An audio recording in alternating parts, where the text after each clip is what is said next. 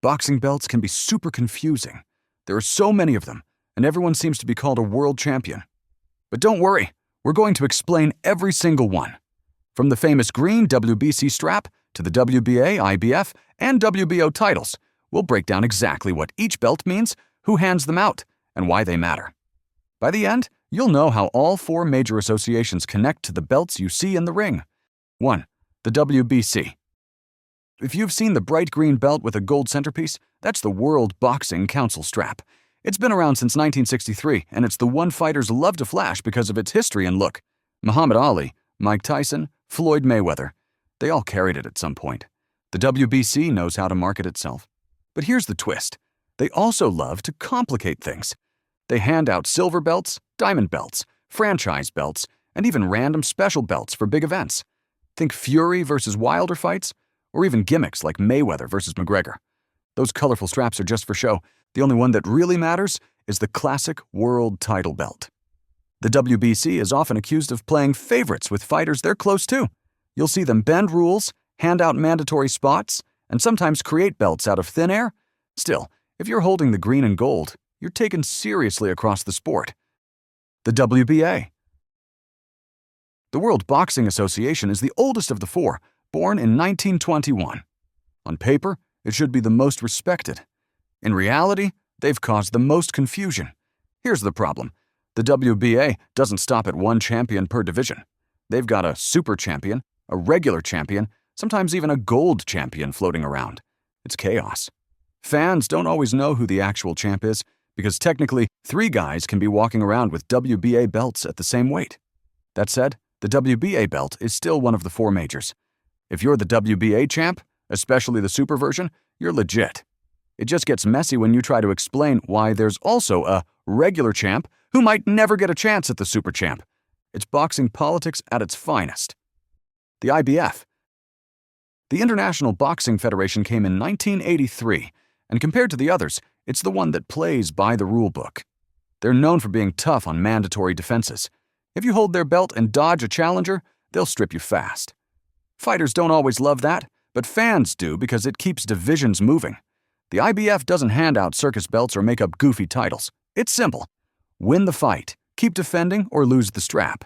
That's it.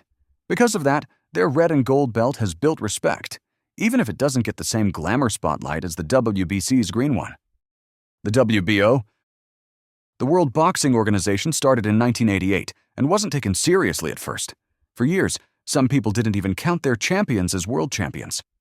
That changed in the 90s and 2000s once stars like Oscar De La Hoya, Joe Calzaghe, and Manny Pacquiao stacked up WBO belts. Now the WBO is locked in as one of the big 4. They've built a reputation for supporting fighters who climb divisions. If you're a WBO champ and you move up in weight, you often get an automatic shot at the title in your new division. That's why guys like Terrence Crawford were able to collect WBO straps across multiple weights. Unified champions. 1 belt is good. 2 or 3, that's unified territory. When a fighter holds more than one of the big 4, he's called a unified champion. This is when fans really start paying attention because it shows someone is beating other champions and clearing the path. It's not easy to unify. Each organization has its own rules, mandatory challengers, and promoters pulling strings. But when it happens, the picture gets clearer. Fewer belts floating around, more clarity on who the top guy is. Undisputed champions. Then there's the crown jewel, being the undisputed champion. That means holding all 4 belts at the same time in the same division. No arguments, no confusion, no politics. You're the one and only champ. Right now, names like Naoya Inoue at bantamweight and Terrence Crawford at welterweight are undisputed. It's rare because boxing politics make it a nightmare to get all 4 organizations to agree on the fights. That's why being undisputed is such a big deal. It's not just about winning fights, it's about beating the system. Lineal champion. The lineal title isn't tied to a belt at all. It's about lineage. Who was the recognized top fighter in a division and who beat him? That chain keeps going until someone retires or leaves the weight class. Take heavyweight boxing. Vladimir Klitschko ruled for years. Tyson Fury beat him, so Fury became the lineal champ. When Fury left, things got messy, but when he came back, fans still recognize that crown. It's a title you can't buy, and no organization controls it. Fans either recognize it or they don't. Interim belts. Here's where the sport really tests your patience. Interim belts were supposed to solve one problem. What happens if a champion can't fight because of injury or personal issues? Instead of leaving the title frozen, the organization could crown an interim champ. Then, when the real champ came back, the two would face off. Simple, right? Not anymore. Now interim belts get handed out too easily. David Benavidez has been holding the WBC interim super middleweight title, waiting on Canelo for years. Sometimes unification happens, sometimes it doesn't. Fans get annoyed, sanctioning bodies make more money, and the word champion gets stretched thin. At their best, interim belts are placeholders. At their worst, they're distractions. The Circus belts. If you've followed boxing for even a minute, you've seen the weird ones. A fight poster says, "World title on the line," and suddenly there's a belt with colors you've never seen before. That's the WBC doing what they love most, handing out special edition belts like candy. They've made belts for holidays, belts for rivalries, belts for one-night events. The Mayweather-McGregor fight had one. Canelo's fights have had several. Tyson Fury has carried a few of these flashy straps too. They look cool, but here's the truth. They mean nothing. The fighter isn't a champion afterward. It's just a trophy tied to the hype of that night. The WBC loves it because it keeps their name in the spotlight. Fans love it because the belts look collectible. But if you're trying to figure out rankings or legitimacy, don't even factor these in. Silver belts. Another favorite of the WBC is the silver belt. It's not a world title, but it puts a fighter close to the real thing. Think of it as a #1 contender badge dressed up as a championship strap. When you see someone carrying the silver belt, it's a clear message that he's either knocking on the door of a world title shot or being positioned for one soon. Fighters who hold it usually get priority for a crack at the full championship, though that doesn't always happen on schedule. The WBC introduced the silver belt in 2010, pitching it as a way to create clarity in the rankings. Instead, it created another talking point. Some fans hate it because they see it as yet another unnecessary layer of confusion, another belt in a sport drowning in them. Others defend it because it gives fighters meaningful fights without handing them the big green and gold strap too early. The silver belt keeps contenders busy. It creates matchups between high-level fighters who might otherwise wait around for a title shot. It also helps promoters market those fights. A 12-round bout for the WBC silver title sounds a lot better on posters than just contender clash. Whether fans like it or not, it has carved out its own spot in the system. Over the years, several big names have worn the silver strap before moving on to world titles, proving it can be a genuine stepping stone rather than just decoration. Intercontinental belts. You'll often see fights billed as intercontinental title bouts. But what does that even mean? At its core, an intercontinental belt is meant to show that a fighter has proven himself beyond just one national scene. He's beaten opponents from more than one country or region, and now he's positioning himself on the global ladder. These belts sit right between national titles and full world championships, making them a crucial step in the climb. They don't carry the prestige of the WBC, WBA, ABF, or WBO straps, but they're important for building resumes.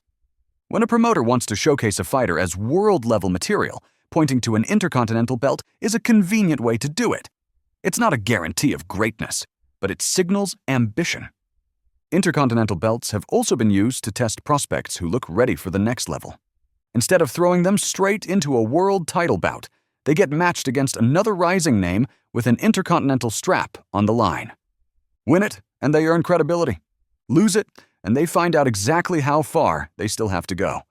For fans, these fights often end up being more competitive than lopsided world title defenses because both boxers are desperate to prove they belong on the big stage. National titles. Now, let's go smaller. National titles are belts contested within a single country, like the British title, the Australian title, or the Mexican title. To outsiders, these might look like minor straps. But to the fighters chasing them and the fans who follow their domestic scene, they mean a lot. Winning one often marks the first time a boxer is recognized as the best in his country, and that carries both pride and pressure. The British title is the perfect example. Known for its iconic Lonsdale belt, it still carries massive weight in the UK. Win it, and you're instantly respected. Some fighters have even refused to move on to world level until they secured that belt, treating it almost as a rite of passage. Generations of British boxers, from Henry Coopers to Anthony Joshua, have chased it as part of their journey. In other countries, the meaning has shifted with boxing's globalization. In Australia, becoming national champion remains a major achievement, but fans often see it as just a checkpoint toward international opportunities. In Mexico, national titles used to be a bigger deal decades ago. But with so many Mexicans becoming world champions, the global spotlight has overtaken the domestic one. The truth is, the importance of a national title depends on where you're standing. To local fans, it says, "This guy is the best here." To international audiences, it's often just the first page in a bigger story. But for fighters, that first recognition, holding a belt that represents their country, can be the moment that convinces them they belong in the sport at the highest level. Regional belts.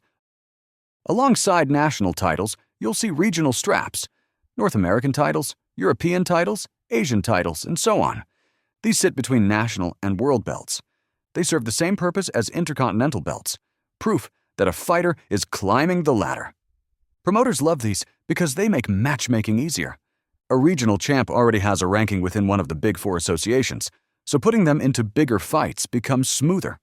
Fans don't obsess over them, but fighters chasing a world title know they matter. The Ring Magazine belt. Not all non-major belts are meaningless. The Ring Magazine belt has history and prestige because it's awarded based on rankings, not sanctioning fees. The Ring tries to crown one true champion per division, usually when the top two fighters face off. That's why fans call it the People's Belt. You don't pay for it, you earn it. It's not officially part of the Big Four, but when a fighter holds the Ring belt, it carries respect.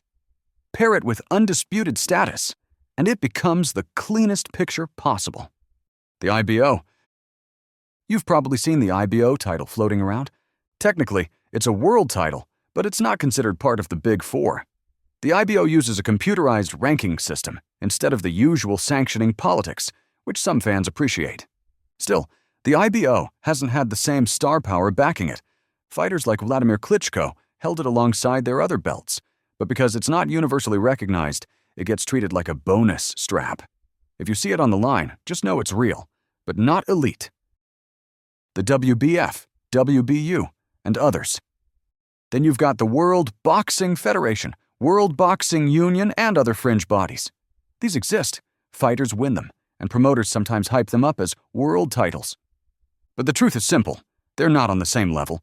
These belts can give up-and-coming fighters a platform, especially in smaller boxing markets, but globally, they don't hold weight. They're like minor leagues compared to the majors. Fans who follow closely know the difference immediately. Money belts. Boxing is a business before anything else. That's why sanctioning bodies love creating gimmick belts for cash grab events. The WBC made the money belt for Mayweather versus McGregor. Gold, diamonds, all the flash you could imagine. They've done versions for Canelo fights too. Do these belts have competitive meaning? Zero. Do they get attention? Absolutely. They remind you that in boxing, spectacle sells as much as sport. Every sanctioning body charges fees for title fights. The more belts they hand out, the more fees they collect. Fighters and promoters play along because belts add hype. A title fight sells better than a 10-round contest, even if the belt isn't one of the majors. Fans get confused, but from a business side, it makes perfect sense. So how do you cut through all the noise? It's simple. Pay attention to the Big Four belts, WBA, WBC, IBF, and WBO. If a fighter has one of those, he's a real world champion. If he has 2 or 3, he's unified. If he has all 4, he's undisputed. That's the peak. Everything else is context. Interim belts, silver belts, intercontinental titles. They're steps along the way. National belts, they matter locally but don't make someone a global champ. Circus belts, forget them the second the fight's over. And that's the rundown on every major boxing belt out there, Joe, from the WBA and WBC to the IBF and WBO, the 4 pillars that shape the sport today. Some belts carry more prestige, some spark more debate, but together they define boxing's biggest stages. Which one do you rate as the true crown jewel? Drop your thoughts in the comments, and if you enjoyed breaking it all down with us, hit like, subscribe, and stick around for more fight talk coming your way.